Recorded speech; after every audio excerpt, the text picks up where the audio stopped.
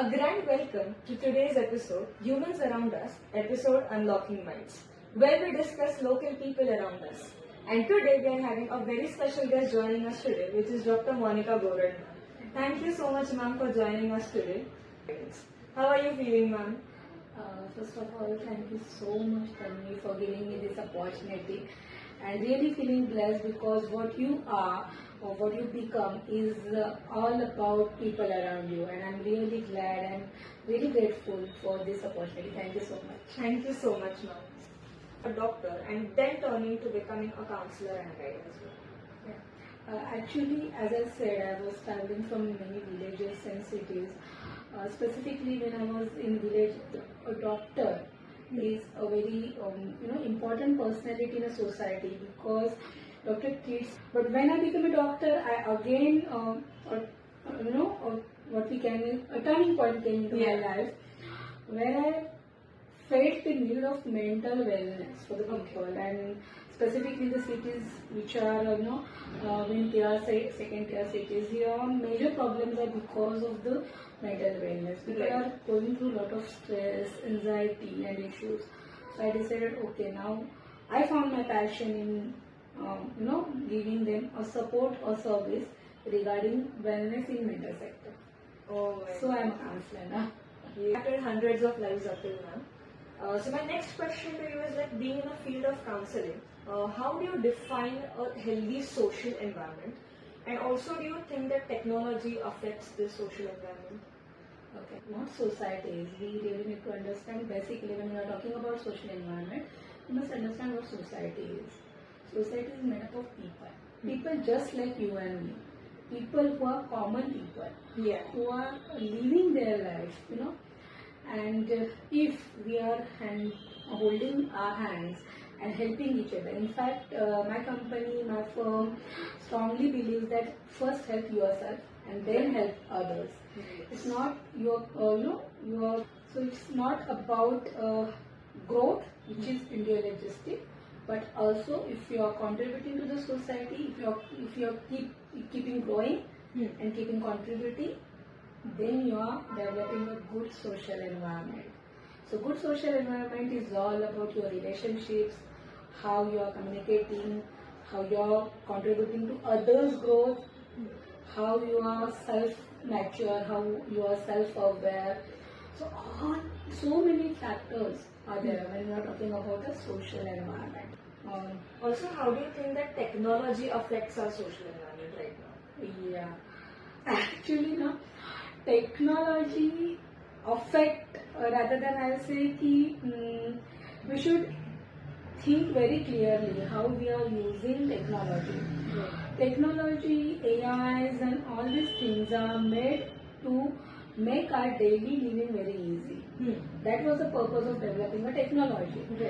So technology should be used very smartly. They should be our servants who are helping us in our daily core rather than being our dangerous masters.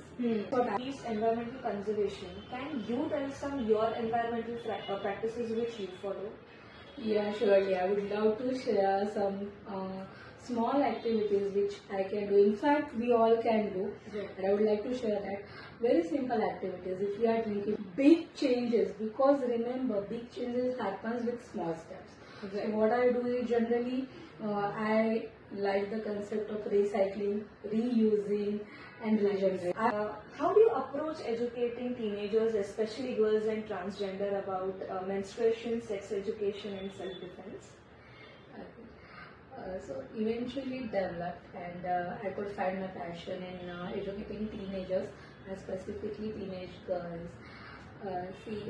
Being a women wellness coach and 19 years of experience, I could find that I was able to observe and witness 3 generations of women. So I could see a girl growing up into a teenage. I felt that need, being a motherly nature, I should really work for them. I could serve them if I have a knowledge.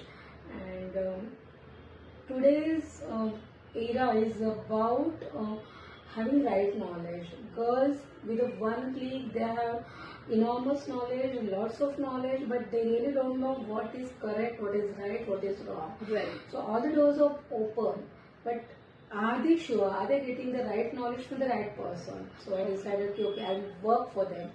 And I created programs and one-on-one counseling for them, which is very important. That is self-defense. Every and each girl should know the practice. So, right now we spoke about self-defense, educating teenage girls, and right now being a part of Indian society, we have a lot of traditional knowledge and we have a huge cultural system since ages and ages going on. So, how do you think, and as a doctor and even as a counselor, how can traditional knowledge and cultural practices be effectively integrated into today's modern healthcare system and plus counseling? Being a very proud Indian, and I'm really blessed that I'm born in India, we have a huge knowledge hidden in our Vedas which tell about how your lifestyle be. So our Vedas and our tradition, our culture focus on being healthy rather than getting cured when you are diseased. Right. So this is wellness.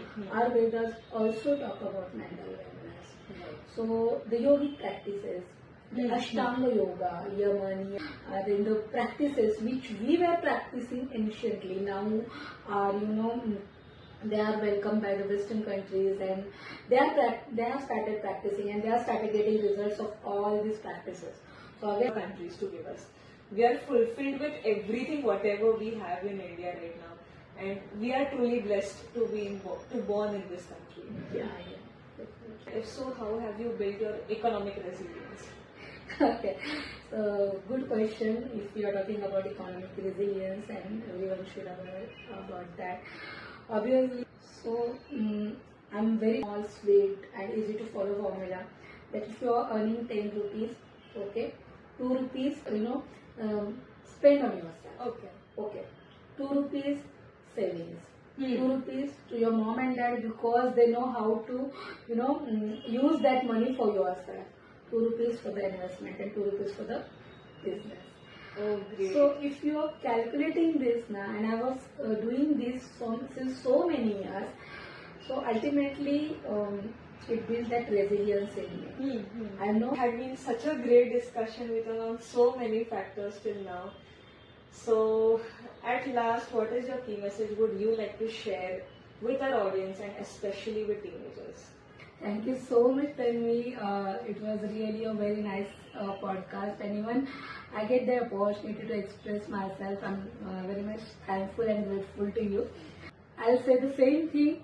Just keep the things simple, take small steps, and enjoy large changes in your life. Thank you so much, ma'am, for coming to our today's podcast, and I hope that our audience will also like this. Thank you so much.